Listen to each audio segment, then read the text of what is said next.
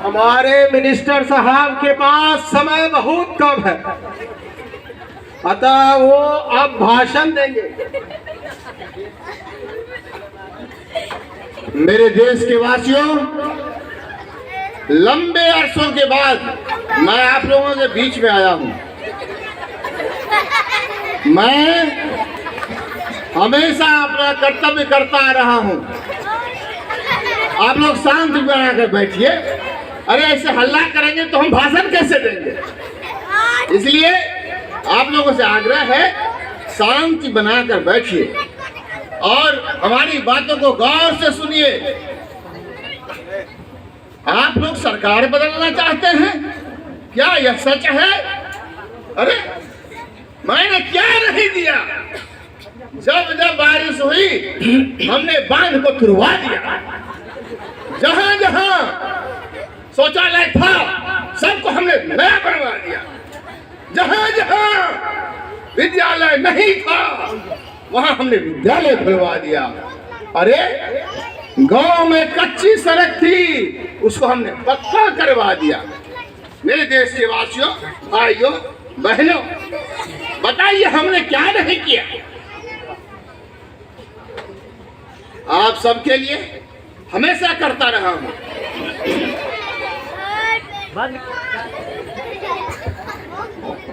बंद करो, बंद करो, ये तानाशाही नहीं चलेगी मालिक चंद्र, बंद करो।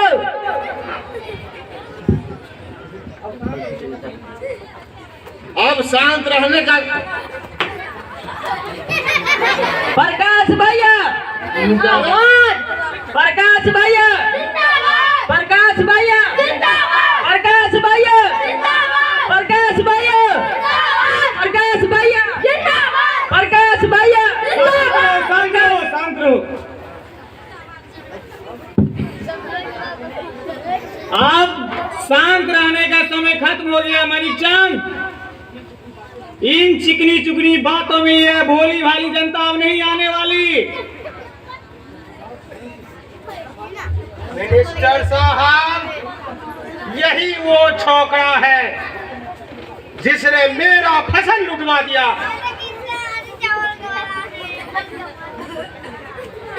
अभी तो बस फसल लुटी है करण सिंह। बहुत जल्दी भारत की जनता तुम्हारी बोटी बोटी नोच कर खा जाएंगे।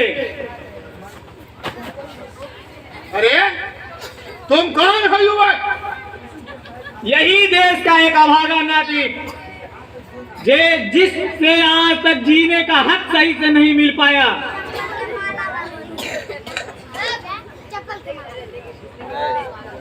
जिसने तय कर लिया है तुम्हारे इस दमन नीति के खिलाफ भारत की जनता में इनकलाब भरेंगे।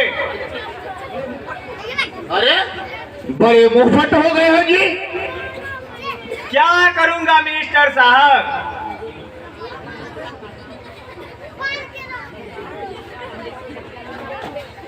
इस सरकार जान माल की रक्षा करने में असमर्थ है।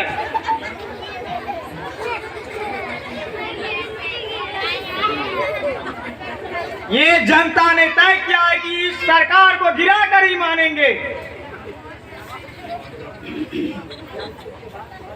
क्या तुम उसके बाद की बात जानते हो?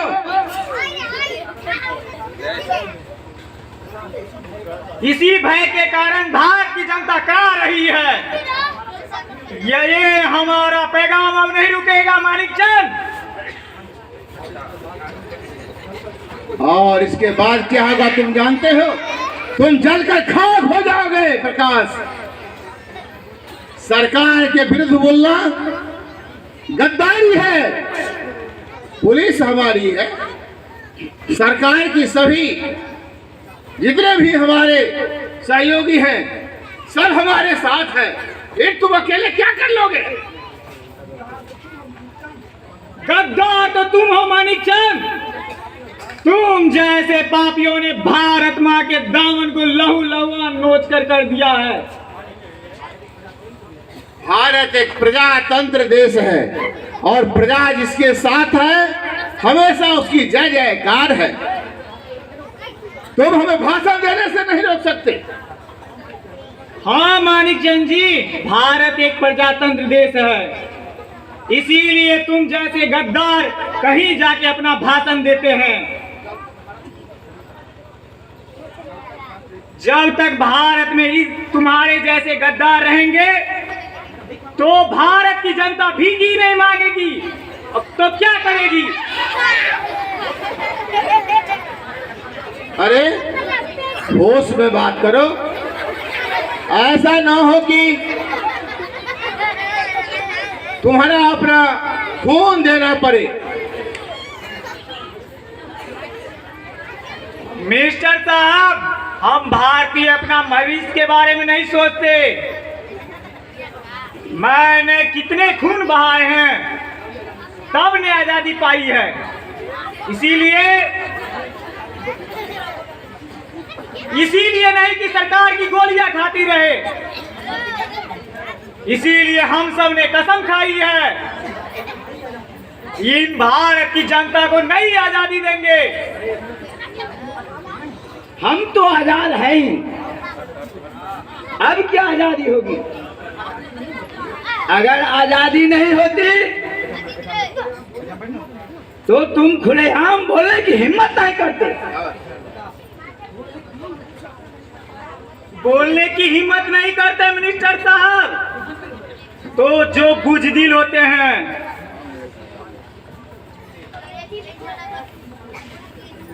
चीखने वाले चीख चीख कर कहेंगे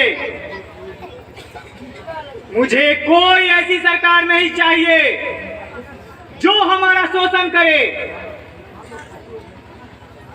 हाँ तो भाइयों, मैं कह रहा था हम आपके साथ मिलकर काम करेंगे। आपकी कोई भी समस्या होगी मैं उसका समाधान करूंगा, चाहे वो इंदिरा आवास की बात हो, चाहे सड़क शौचालय की बात हो, चाहे बिजली की बात हो, चाहे हॉस्पिटल की बात हो।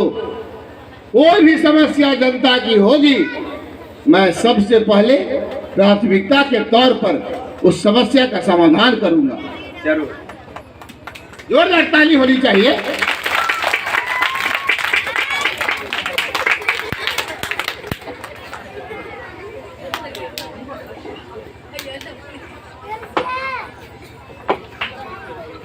अजीब हाल है भांजे, आजकल नेताओं का कोई इज्जत नहीं है। देखिए आजकल नेताओं पर जूता चप्पल बरसाए जा रहे हैं।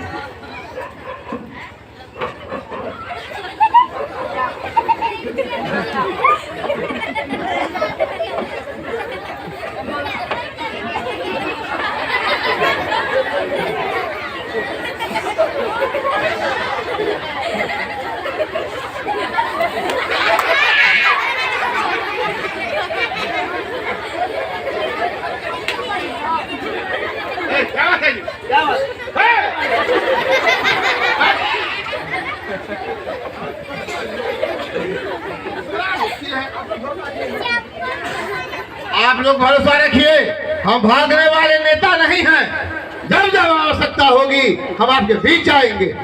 हम लोग प्रकाश जैसे आज के छोकरों से डरने वाले नहीं हैं, इसलिए आप लोग निश्चिंत रहें। चलो।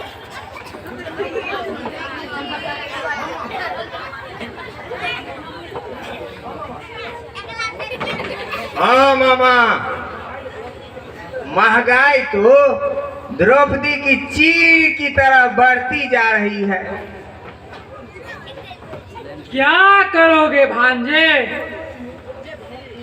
जब जब मिनिस्टरों की तोत ऊंची होती है तब तक महंगाई बढ़ती जाती है।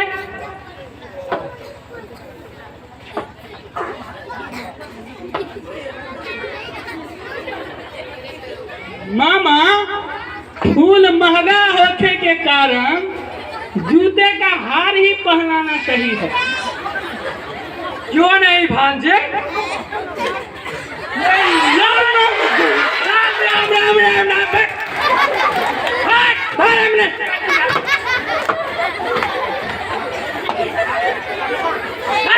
धर्म नष्ट कर दिया है छोरा सब।